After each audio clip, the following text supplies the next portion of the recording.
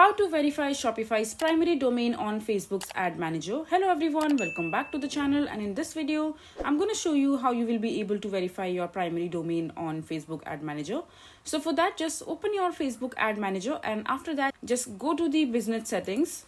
And on the left hand side menu, you will see all these options. So just scroll down over here, and under the brand safety and suitability, just click on domains, and you will see this ad option. So just click on it.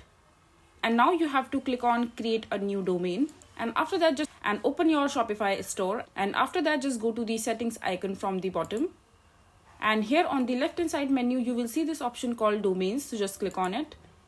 And on this page, you will have the available domains that you want to verify in your Facebook Ad Manager. And so just pick the domain from here and copy the particular domain that you want to verify in your Facebook Ad Manager. I don't have any domain right here because I haven't purchased any domain as of now. So if you have the domain, so just copy the domain from here and just go back to your Facebook Ad Manager and just paste the domain name over here and click on add. And here you will see all these options. So all you have to do is just go to the first option which says copy the meta tag. So you have to copy this meta tag for the verification in your Shopify store. So all you have to do is just click on this particular link right here, and it will copy in your clipboard.